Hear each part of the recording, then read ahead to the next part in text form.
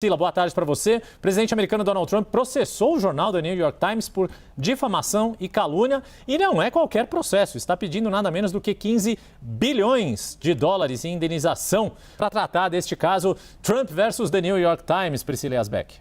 Vamos lá, Yuri, Débora, boa tarde mais uma vez. Retomando, então, Donald Trump fez esse processo, entrou com esse processo num tribunal na Flórida e ele pede essa indenização de 15 bilhões de dólares, alegando calúnia e difamação por parte do jornal. Ele ontem, inclusive, fez uma postagem na sua rede social, na Truth Social, falando que tem a honra de entrar com uma ação de difamação e calúnia de 15 bilhões de dólares contra o The New York Times. E ele fala que o New York Times teve permissão para mentir e difamar livremente por muito tempo.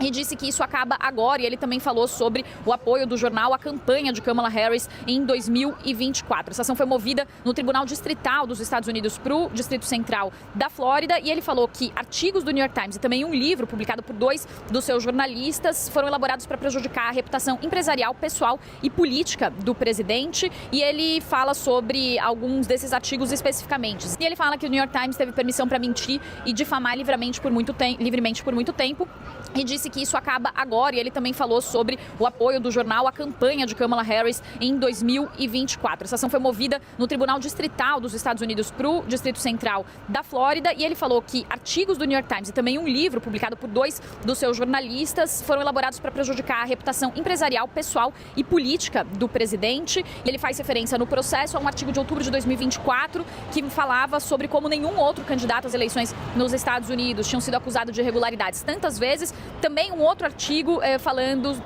em entrevistas com um ex-general da Marinha e um ex-chefe de gabinete do primeiro mandato de Donald Trump, dizendo que Trump poderia governar como um ditador se fosse eleito. Uma quarta reclamação ainda acontece porque o New York Times publicou um endosso a Kamala Harris num editorial, e Donald Trump disse que esse editorial foi publicado na primeira página em um local nunca visto antes. Essas são as alegações.